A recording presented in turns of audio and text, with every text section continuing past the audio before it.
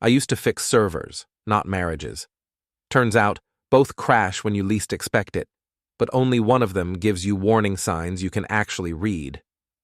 My name is Kian Marin, and I'm 42 years old with the kind of job that makes people's eyes glaze over at parties. Network administrator for a mid-sized insurance company in Minneapolis. I spend my days making sure other people can access their files while mine apparently gets hacked by my own wife. The rain hammered against our smart home's windows that Thursday evening, each drop sounding like tiny fists demanding entry. I'd installed the whole system myself, cameras, locks, sensors, the works. Liora used to joke that I'd turned our suburban house into Fort Knox. She stopped joking about it 3 months ago, right around the time she started working late every Tuesday and Thursday. I'm heading out early tomorrow for that spa weekend, Liora announced, not looking up from her phone as she lounged on our leather sectional. At 39, my wife still turned heads, and she knew it. Marketing executive, ambitious as a politician, with the kind of smile that could sell ice to polar bears. Right, the girls' trip, I said, pretending to focus on my laptop screen. With Tara and the usual suspects. She was typing furiously, probably coordinating last-minute details. You'll be fine on your own, right? Maybe catch up with Paul or something. Paul Edmonds was my best friend since college, the kind of guy who'd help you move a body and only ask questions afterward. Not that we'd ever needed to test that theory. Sure thing. Enjoy your relaxation time. Leora's phone buzzed with a FaceTime call. Tara Voss appeared on screen, her pixie-cut hair perfectly styled even at 8 p.m. Ready for our girls' weekend? Tara asked, with an exaggerated wink. Absolutely. No men allowed, right? Liora responded, returning the wink with theatrical emphasis. I kept typing, but my fingers had stopped moving across the keys. Something about that exchange felt rehearsed, like actors running through their lines one final time before the curtain rises. After Liora went to bed, I sat in my home office staring at the rain-streaked window. 20 years of marriage teaches you things about your partner. The way they breathe when they're actually asleep versus when they're pretending. How their voice changes when they're lying. The specific tone they use when they're planning something they don't want you to know about. My phone buzzed with a text from Sylvie, Leora's younger sister. Can we talk? It's about Liora. Sylvie Norin was 37, worked as a nurse, and had always been the more grounded of the two sisters. We'd been close once, back when family dinners didn't feel like diplomatic negotiations. I called her back. Kian, I need to tell you something and you're not going to like it. Her voice carried that particular strain that comes from carrying someone else's secret too long. Let me guess. The spa weekend isn't actually a spa weekend. You know? I suspected. What's the real story? Sylvie took a deep breath. She's meeting someone. Has been for months. Tara's covering for her. The confirmation hit differently than the suspicion had. Like the difference between thinking you might have a cavity and hearing the dentist say you need a root canal. Who? Evan Dorsey. Works in her department. Drives that ridiculous red sports car. I knew Evan. 41 years old, spent more on protein powder than most people spent on groceries, and had the kind of confidence that comes from never being told no by anyone who mattered. How long have you known? 2 months. I kept hoping she'd come to her senses. Sylvie's voice cracked slightly. I'm sorry, Kian. I should have told you sooner. After we hung up, I sat in the darkness of my office, listening to the storm outside and the sound of my wife's breathing from the bedroom. She was actually asleep now, I could tell the difference. I opened my laptop and did what any self-respecting IT professional would do. I checked the family account, hotel confirmation for the Grandview Resort, honeymoon suite, 2 nights. Definitely not a spa, unless spas had started offering champagne service and heart-shaped hot tubs. The reservation was under Leora's name, but there was a note in the special requests. Anniversary celebration for Mr. and Mrs. Dorsey. Mrs. Dorsey. I stared at that line for a full minute, feeling something cold and sharp settle in my chest. Not anger exactly, more like the moment when a puzzle piece finally clicks into place, and you realize the picture isn't what you thought it was going to be. I screenshot everything, backed it up to 3 different cloud services, and then did something that surprised even me. I texted Sylvie, "Want to have dinner tomorrow night? I'm thinking Italian." She responded immediately, "I'd love that." Then I composed another message, this one to Liora. "Hope you enjoy the suite. I'll be having dinner with family."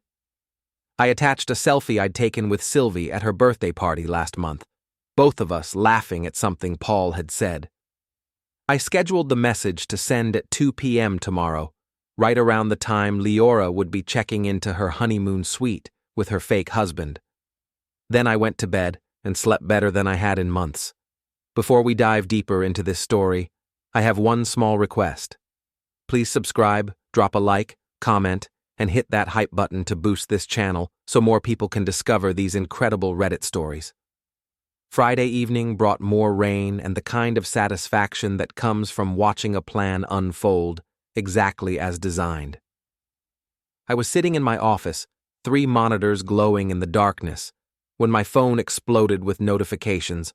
First came the call, then the texts, then another call. I let them all go to voicemail. At 6:47 p.m., my security system chimed with motion detection at the front door.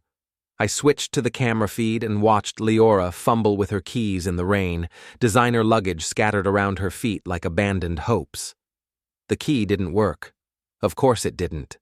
I'd changed all the locks at 3 p.m., right after receiving her panicked call asking if I was okay and why I'd sent her that weird message. I'd played dumb. What message? Oh, the dinner thing? Sylvie invited me out. Figured since you were relaxing at the spa, I'd catch up with family. The silence on her end had been delicious. Now she was standing in the rain, trying to unlock a door that no longer recognized her key. I activated the intercom. "Having trouble?" She looked up at the camera, mascara starting to run. "Kian, what's going on? My key isn't working." "That's weird. Maybe it got demagnetized or something. Where are you calling from? I thought you were at the spa." "I came back early. We need to talk." "Sure. Let me just finish this work project, and I'll come let you in." I muted the intercom and went to make coffee. 20 minutes later, a silver Honda pulled into our driveway. Tara Voss emerged with a laptop bag and what looked like a small toolkit. Through the security feed, I watched her march up to Liora with the confidence of someone who'd seen too many movies about hacking. "Okay, let's get you inside," Tara announced, loud enough for the microphones to pick up. "I've been researching smart locks. They're not as secure as people think." I leaned back in my chair, genuinely curious to see what they'd try. Tara connected her laptop to something. I couldn't see exactly what from the camera angle. After 5 minutes of typing and muttering, she looked up triumphantly. "Try it now." Liora pressed the keypad. Nothing happened. What they didn't know was that I'd been watching their every move and countering each attempt in real time. Every code Tara thought she was generating, I was intercepting and scrambling. Every backdoor she tried to exploit, I was closing before she could slip through. After 30 minutes of failure, Tara's confidence had evaporated like steam. "This system is more sophisticated than I thought," she admitted. That's when I decided to have some fun. I triggered the sprinkler system, not the gentle mist setting, the full deluge mode I'd installed for fire safety. Liora and Tara shrieked and ran for the cover of the garage overhang, laptop clutched against Tara's chest like a drowning person holding driftwood. Then, I activated the security alarm. Not the silent monitoring mode, but the full volume, wake the neighborhood siren that could be heard 3 blocks away. Through the cameras, I watched neighbors start turning on porch lights and peering through curtains. Jean Morrison from across the street, our self-appointed neighborhood watch coordinator, emerged from his house in a bathrobe and rain boots. "Everything all right over there?" Jean called out, squinting through the downpour. I turned off the alarm and opened the garage door. Liora and Tara rushed inside, soaking wet and thoroughly miserable. I met them in the garage, wearing my most concerned expression. "What happened? I heard the alarm." "Your system went crazy," Tara said, wringing water from her shirt. "We were just trying to help me get inside my own house," Liora finished quickly. "Right, because your key wasn't working." I nodded sympathetically. "That's so strange. Good thing I found the spare." I held up a key I'd retrieved from under the decorative planter by the front door, Leora's emergency backup that I'd forgotten existed until I saw her searching for it on the security feed. The look of relief on her face was almost enough to make me feel guilty. Almost. We went inside, and I made a show of testing her original key in the front door lock. It worked perfectly now that I'd reset the system to accept it again. "Technology, right?" I said with a shrug. "Sometimes it just glitches." Tara gathered her equipment and made excuses about needing to get home. After she left, Liora and I stood in our kitchen, the silence stretching between us like a chasm. "So," I said finally, "how was the spa?" "It was—" she started, then stopped. "We need to talk, Kian." "About what?" She took a deep breath, and I could see her shifting into the mode she used for difficult client presentations, confident, controlled, ready to manage the narrative. "I haven't been completely honest with you about some things." "Such as?" "The spa trip. It wasn't exactly what I said it was." I waited, letting the silence do the work. "I've been seeing someone," she continued. "It started as just friendship, but it became more, and I know that's not fair to you, but our marriage has been struggling for a while and—" "The honeymoon suite at the Grandview Resort," I interrupted quietly. Her face went white. "How did you—" "I'm an IT professional, Liora. Finding information is literally what I do for a living." I pulled out my phone and showed her the screenshots. Hotel reservation, special requests, the whole digital paper trail of her deception. "Anniversary celebration for Mr. and Mrs. Dorsey," I read aloud. "That's a nice touch. Really commits to the fantasy." She stared at the screen, and I watched 20 years of marriage collapse in real time across her features. "Kian, I can explain." "Can you? Because I'm genuinely curious how you explain pretending to be married to your lover while you're still actually married to me." The rain continued hammering against the windows, and somewhere in the distance I could hear Gene Morrison telling his wife about the excitement across the street. Liora opened her mouth to respond, but I held up my hand. "Actually, don't. Not tonight. I think we've both had enough excitement for one evening." I turned and walked toward the stairs, leaving her standing alone in our kitchen, still dripping rainwater onto the tile floor. Saturday morning arrived with weak sunlight and the kind of clarity that comes after a storm. I woke up early, made coffee, and sat down to plan the next phase of my campaign. Liora was still asleep, or pretending to be. I could hear her moving around upstairs, the careful footsteps of someone trying not to make noise. She was probably on her phone, doing damage control with Tara and Evan. I opened my laptop and began organizing the evidence I'd collected. Screenshots, hotel confirmations, text message logs from the family phone plan, credit card statements showing charges at restaurants I'd never been to, receipts for lingerie I'd never seen her wear. 20 years of marriage, and she documented her affair like she was keeping a scrapbook. My phone buzzed with a text from Paul. "Coffee? You sounded weird last night?" I'd called him around midnight, after Liora had finally gone upstairs, told him the basics. Paul had listened without judgment, the way good friends do, and offered to help however he could. "Rain check. I'm in the middle of something." "Does something have to do with your wife's sudden return from her spa weekend?" Paul lived 2 streets over. Of course he'd heard about the excitement at the Morrison house. "Maybe." Need backup? Not yet, but stay available. I spent the next 2 hours creating what I called the Liora file. Every piece of evidence, organized chronologically, with a timeline that painted a clear picture of deception, manipulation, and betrayal. Then I uploaded it all to our family's shared cloud drive. The same drive where Liora stored photos from family gatherings, where her parents kept their vacation pictures, where Sylvie shared recipes and holiday plans, the digital equivalent of the family bulletin board. I titled the folder Liora's Secret Project and shared it with everyone in our family group chat. Then I sent a message. Found some files Liora left on my computer. Thought you might want to see what she's been working on. Pretty impressive project management skills. I hit send at exactly 9 a.m., when I knew her parents would be having their morning coffee and checking their phones. The response was immediate. My phone started ringing within minutes. First Sylvie, then Liora's mother, then her father. I let them all go to voicemail. Upstairs, I heard Liora's phone start buzzing like an angry wasp. Then came the footsteps. Fast, panicked footsteps racing down the stairs. Kian! She burst into the kitchen, phone in hand, face flushed with panic. What did you do? Good morning to you too. Coffee? You sent my parents. They're asking about. She held up her phone, showing a string of missed calls and text messages. Oh, the family drive thing?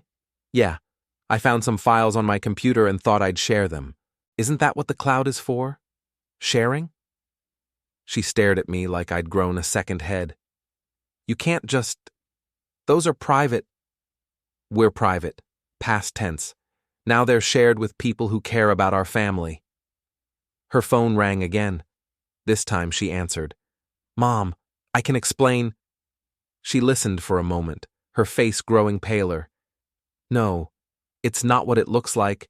Well, okay, it is what it looks like, but. She walked into the living room, trying to manage the conversation. I could hear fragments. Mistake, confused, working through things. 20 minutes later, she returned to the kitchen, looking like she'd aged 5 years. My mother wants to know if we're getting divorced. What did you tell her? I told her we were working through some issues. Issues? That's one way to describe adultery. She flinched at the word. Kian, please, can we handle this privately? Between us?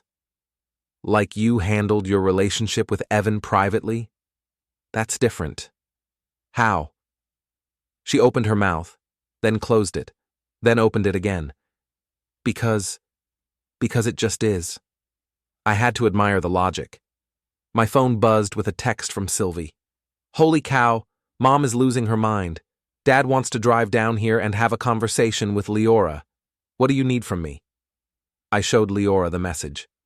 Sylvie's offering to help, I said. She's been very supportive through all this. Supportive of what? Of me, during this difficult time in our marriage. The emphasis on our marriage hit its target. Liora's face crumpled slightly. This isn't how I wanted things to go, she said quietly. How did you want them to go? You'd stay married to me while playing house with Evan? Keep both lives running parallel until you figured out which one you preferred? I don't know, I wasn't thinking clearly. No, you were thinking very clearly. You just weren't thinking about consequences. My phone rang. The caller ID showed Liora's office number. That's probably your boss, I said, letting it ring. Ms. Vickers, right? I imagine she's seen the family drive by now. Liora's face went white. You didn't? Oh, I did. Yesterday, actually. Had a very interesting conversation with her about team dynamics and workplace relationships. Turns out she's quite interested in maintaining professional standards. The phone stopped ringing, then immediately started again. You should probably answer that, I suggested. Liora stared at her phone like it was a venomous snake. Finally, she swiped to accept the call.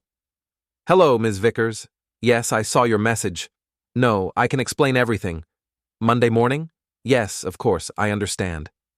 She hung up and looked at me with something approaching hatred. I have to go in Monday morning for a meeting with HR.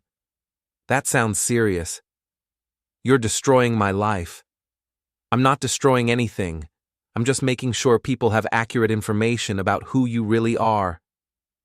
She stood there for a long moment, and I could see her mind working, trying to find some angle, some way to regain control of the narrative. What do you want? She asked finally. I want you to understand that actions have consequences. I want you to experience what it feels like when someone you trust betrays you publicly and humiliates you in front of people who matter to you. And then what? Then we'll see. She turned and walked toward the stairs, shoulders slumped in defeat. Liora, I called after her. She stopped, but didn't turn around. The meeting with HR? You might want to prepare for questions about Tara's involvement. Apparently, helping someone commit adultery while on company time raises some interesting policy questions.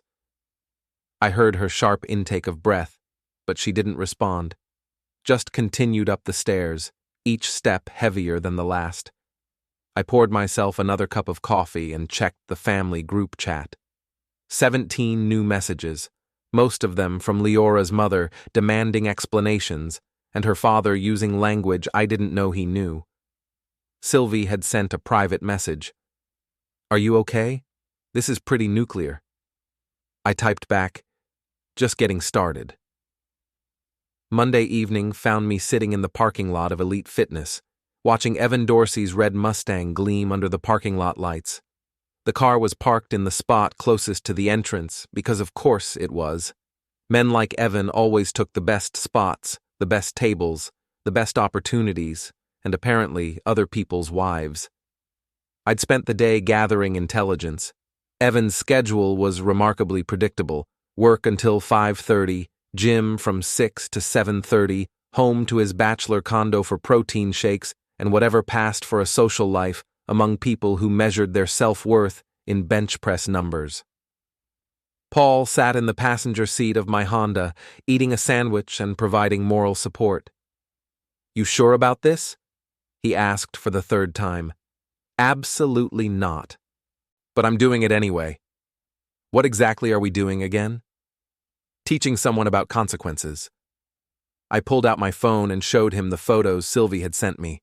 Screenshots from Evan's dating profiles, yes, plural, that she'd discovered while doing her own investigation into her sister's lover. Turns out Mr. Monogamous has been shopping around, I explained. 3 different apps, all with profiles claiming he's single and looking for something real and meaningful. Paul scrolled through the images, shaking his head. This guy's a piece of work. Gets better. Look at the timestamps.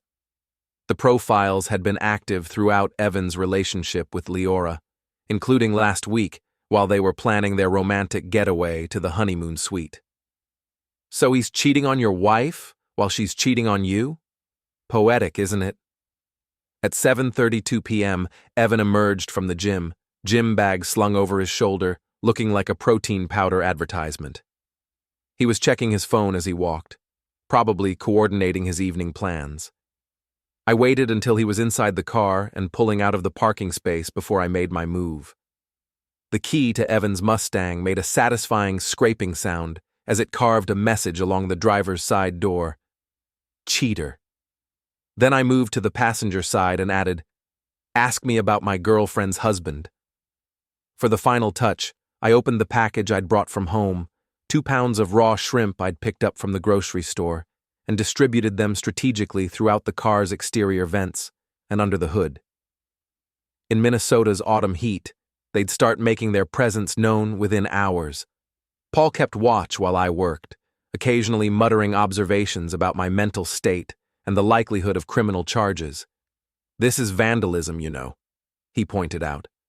This is communication. I left a note under the windshield wiper. Your dating profiles are very interesting. We should talk. Leora's husband. Then we drove to a coffee shop across the street and waited. Evan returned 20 minutes later with takeout from the Thai place next to the gym. I watched through the window as he approached his car, saw him stop and stare at the message carved into the paint, then noticed the note. He read it twice, looked around the parking lot, then pulled out his phone. "He's calling someone," Paul observed. "Probably Liora." We watched Evan pace beside his car, gesticulating wildly at whoever was on the other end of the call. After 5 minutes, he hung up and got in the Mustang. The car started normally, but I could see Evan's face scrunching up in confusion almost immediately. He rolled down the windows, then rolled them back up. Then he got out of the car and popped the hood. "And there's the shrimp," Paul said with admiration. "Diabolical." Evan slammed the hood shut and pulled out his phone again. This time the call was shorter and more animated. He was clearly upset about something. "Time for phase 2, I said. We drove to Evan's condo complex, a trendy development called Harborview that was nowhere near any harbor. I knew the address from Liora's GPS history, another benefit of shared family phone plans. Evan's Mustang pulled into the parking garage 15 minutes later. I watched him park and get out, still looking confused and increasingly angry. I waited until he was in the elevator, then approached his car. The smell was already noticeable. I left a second note on his windshield. "We need to talk. Tomorrow, 6 p.m., Riverside Park, North Pavilion. Come alone or the photos go public. K." Then Paul and I drove home. "What photos?" Paul asked as we pulled into my driveway. "The dating profile screenshots, plus some security camera footage from the hotel lobby that Sylvie managed to obtain through a friend who works there." "You're bluffing." "Evan doesn't know that." Tuesday evening, I arrived at Riverside Park 30 minutes early and chose a bench with clear sightlines in all directions. The park was mostly empty. A few joggers, a couple walking their dog, some teenagers playing frisbee near the lake.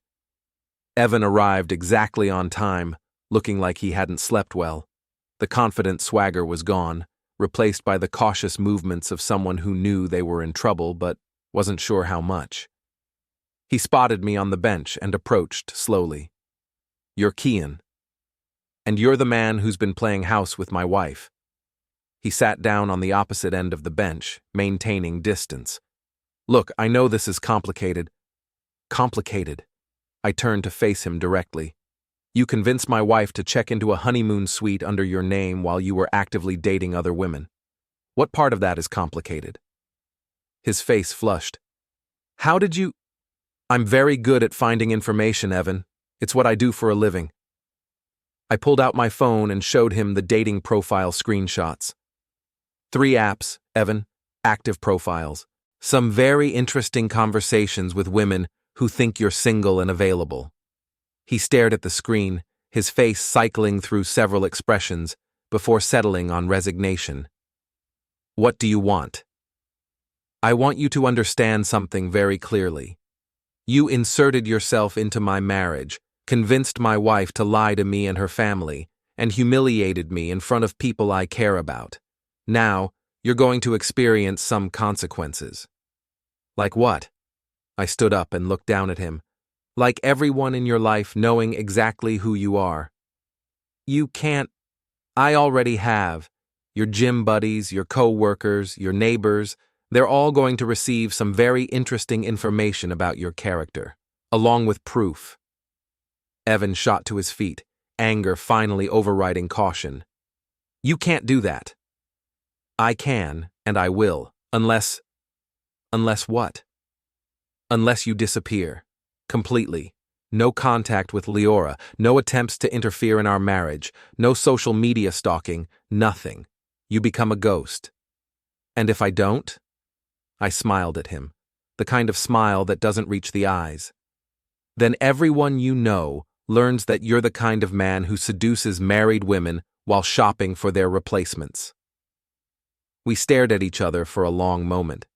I could see him calculating odds, weighing options, trying to find some angle that didn't end with his reputation in ruins. Finally, his shoulders slumped. "Fine. I'm done with her anyway." "Excuse me?" "Liora.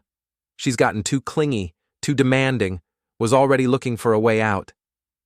The casual cruelty of it hit me like a physical blow. This was the man my wife had risked everything for. This was who she'd chosen over 20 years of marriage.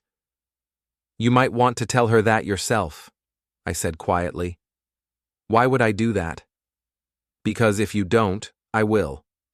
And I'll include the part about how you called her clingy and demanding while she was losing her job and her family over you. Evan's face went pale. Her job? Oh, you didn't know? She's being investigated by HR for conducting personal business on company time.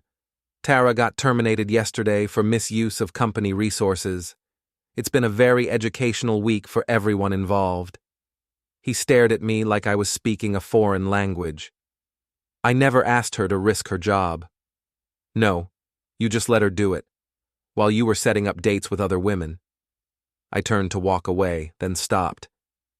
Evan, the shrimp in your car? That's nothing compared to what happens if I see you anywhere near my wife again. I left him sitting on the bench, staring out at the lake, finally understanding that actions have consequences, and that sometimes those consequences have teeth. The rest of the week passed in a strange, tense quiet. Liora moved through our house like a ghost, speaking only when necessary, spending most of her time on phone calls with lawyers, HR representatives, and family members, trying to understand how her life had imploded so spectacularly. I maintained my normal routine: work, home, dinner preparation, evening television. The picture of domestic normalcy, except for the part where I was systematically dismantling my wife's attempts to rebuild her reputation. Thursday evening, I was in my office when the security system chimed. 3 figures approached the front door: Liora, Tara, and someone I didn't recognize immediately. When they moved under the porch light, I realized it was Evan. Interesting. Apparently, my conversation with him hadn't been as persuasive as I'd hoped. I activated the intercom. Can I help you? Liora looked up at the camera. Kian, we need to talk. All of us. About what? About ending this. About finding a way forward that doesn't destroy everyone. I considered this. I'm listening. Can we come in? That depends. Is this a conversation or an intervention? Tara stepped forward. We just want to clear the air, figure out how to handle this situation like adults. Adults? I repeated the word like I was tasting something unpleasant. Interesting choice of words, coming from someone who got terminated for helping a married woman conduct an affair on company time. Even through the security camera, I could see Tara's face flush. Let them in, Evan said, speaking for the first time. We all need to have this conversation.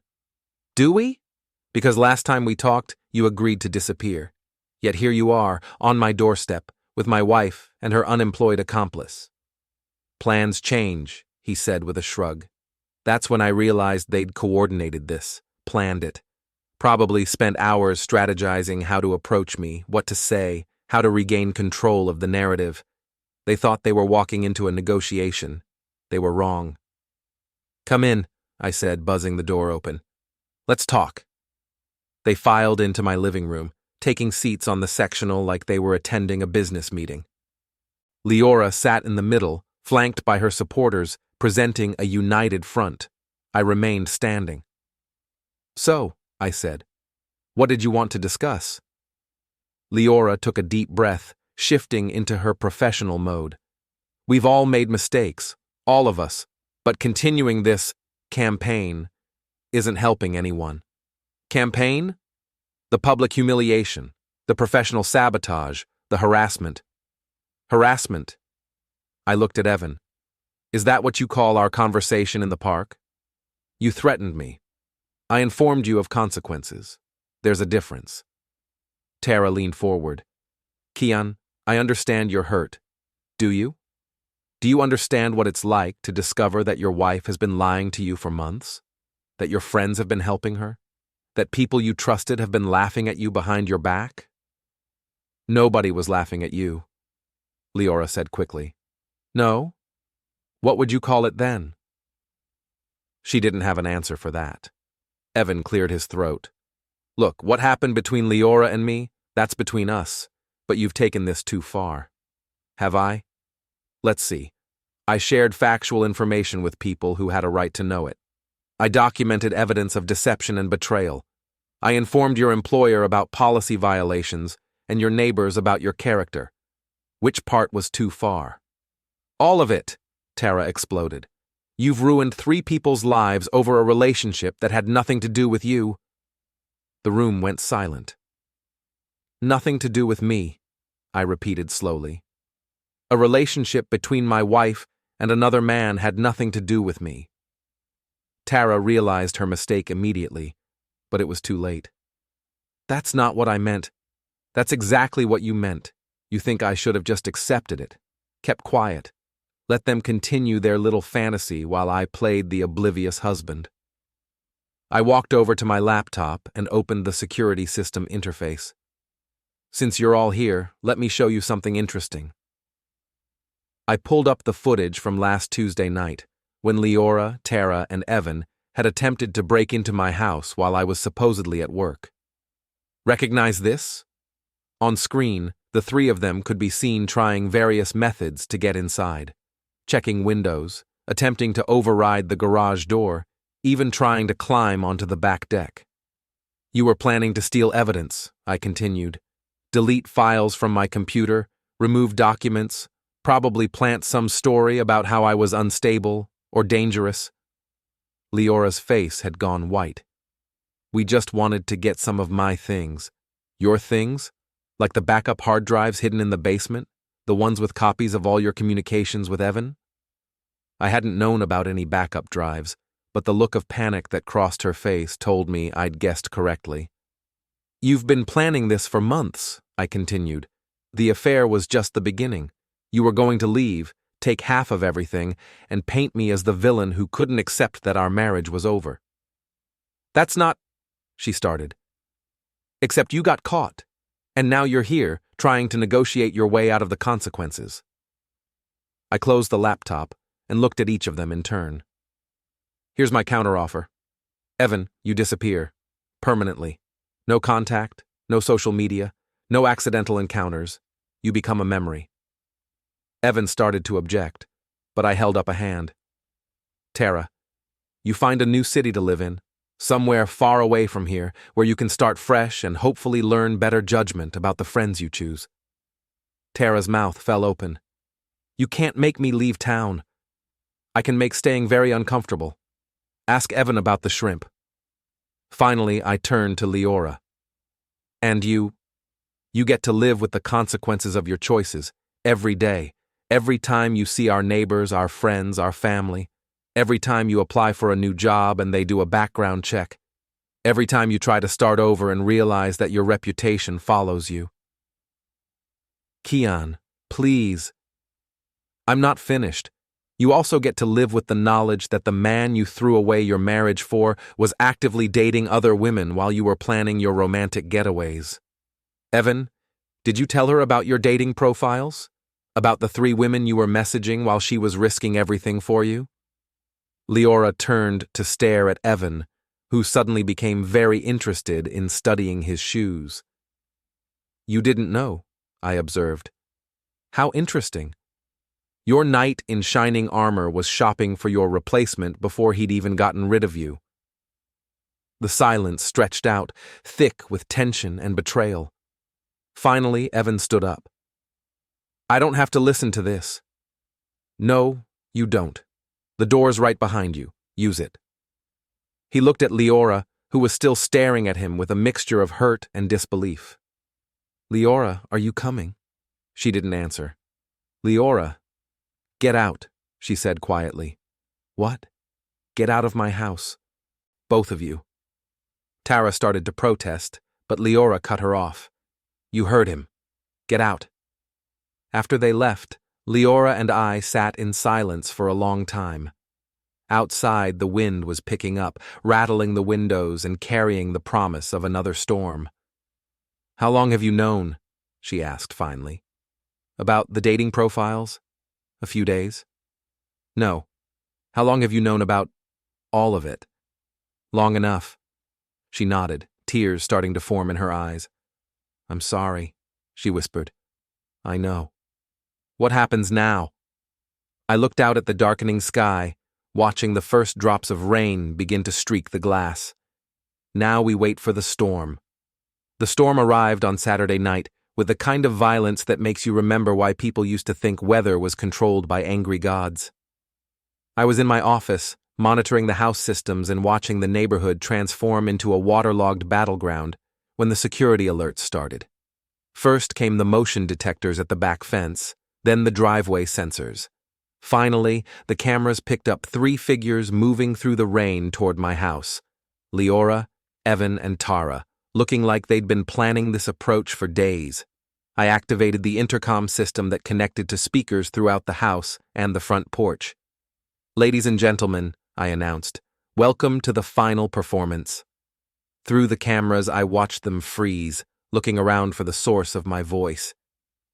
"Kian, we need to talk," Liora shouted over the wind. "We tried talking. You brought backup and made demands. This time we're going to do things differently." I opened my laptop and started a live stream to the neighborhood social media group, the same platform where local residents shared recommendations for contractors and complained about barking dogs. Tonight, they were going to get something much more entertaining. "Good evening, neighbors," I said into my microphone. "Sorry for the late-night broadcast, but we're having a little domestic situation that I thought you might find educational." Within minutes, the viewer count started climbing. Apparently, people were staying home because of the storm and looking for entertainment. Evan was trying to force the front door, throwing his shoulder against it, while Liora fumbled with keys that would never work again. Tara stood guard, looking increasingly nervous as lightning illuminated the scene. "The gentleman in the expensive workout clothes is Evan Dorsey," I narrated for my audience. "He's been having an affair with my wife while simultaneously dating multiple other women through various apps. A real multitasker." I activated the sprinkler system, but this time I'd modified it. Instead of water, I'd connected it to a tank filled with a mixture I'd prepared earlier: water, food coloring, and a generous amount of fish sauce I'd bought from the Asian market. The smell hit them immediately. Evan stumbled backward, gagging, while Tara covered her nose with her shirt. Liora, soaked and stained purple, looked directly at the nearest camera. "Stop this!" she screamed. "The woman in purple is my wife, Liora." I continued my commentary. "She's been lying to me, her family, and her employers for months while conducting her affair. Very dedicated to her craft." I switched to the next phase. The smart home system I'd installed included controls for the exterior lighting, and I'd spent the afternoon programming a special light show, strobing patterns that would be visible from 3 blocks away, synchronized with the house alarm system. The effect was spectacular. My house became a beacon of chaos in the storm, impossible to ignore. "And the woman trying to hide behind the others is Tara Voss," I continued. "She helped coordinate the affair, provided alibis, and recently lost her job for misuse of company resources. Tonight she's serving as moral support, I suppose." Through the cameras, I could see neighbors starting to appear at their windows. Some were recording with their phones. Gene Morrison had come out onto his covered porch with a cup of coffee, watching the show like it was his personal entertainment system. Evan gave up on the front door and started around toward the back of the house. I tracked his movement through the security cameras, narrating his progress for my audience. "Evan's going for the back door now. This is interesting because yesterday I received a very enlightening phone call from his landlord. Apparently his lease is up for renewal next month, and there have been some concerns about odors coming from his apartment." I switched camera views to show Evan slipping and sliding across my rain-soaked back deck. Those concerns might be related to the seafood I distributed throughout his car earlier this week. Just a theory. Evan reached the back door and started kicking it. The door was solid oak, reinforced with steel, and designed to withstand exactly this kind of assault. "That's not going to work," I announced through the outdoor speakers. "But please continue. You're providing excellent entertainment value." Liora had given up on the front entrance and was standing in my front yard, staring up at the cameras. "What do you want?" she shouted. I want you to understand something, I replied, switching off the strobing lights so we could have a proper conversation. For months, you've been living a lie, all of you. You created this elaborate fantasy where you were the heroes of your own romantic story, and I was just an obstacle to overcome. The rain was coming down harder now, turning my front lawn into a small lake. But here's the thing about fantasies, I continued. Eventually, you have to wake up. I activated the final component of my system, a series of outdoor speakers I'd installed around the property for summer parties. Tonight, they were going to serve a different purpose. The audio began playing, recordings I'd made from Liora's phone calls, Evan's voicemails, Tara's text messages, every lie, every deception, every moment of betrayal, broadcast at full volume for the entire neighborhood to hear. Liora's voice echoed across the storm. He's so boring, Evan. He has no idea what real passion feels like. Then Evan's response, we'll figure something out. Maybe he'll just accept it and move on. Tara's laughter. Men like Keon always do. They're too scared to fight for what they want. I watched my wife's face crumble as her own words condemned her. This wasn't just exposure. This was accountability. Turn it off, she screamed. Why? This is your truth. This is who you really are when you think nobody's listening. Evan had given up on the back door and was making his way around to the side of the house, looking for another entry point. He found the basement window I'd deliberately left unlocked. Evans found his way in, I announced to my audience. This should be interesting. I tracked his progress through the basement cameras as he stumbled through the darkness, soaking wet and disoriented. What he didn't know was that I'd spent the afternoon preparing for exactly this scenario. The basement floor was now covered with a thin layer of cornstarch mixed with water, a non-Newtonian fluid that becomes solid under pressure. Every step Evan took sent him sliding and stumbling, unable to maintain his footing. Basic physics, I explained to my viewers. Sometimes the simplest solutions are the most effective. Evan finally made it to the basement stairs, only to discover that I'd removed every other step. He could climb up, but it would require careful planning and considerable effort. Meanwhile, Liora and Tara had found the spare key I'd left under the front planter, the same key that had worked during our first confrontation. This time, however, it opened the door to a house that had been completely transformed. I'd rearranged all the furniture, covered everything in plastic sheets, and filled the living room with a fog machine I'd borrowed from Paul's Halloween decorations. The effect was disorienting and theatrical.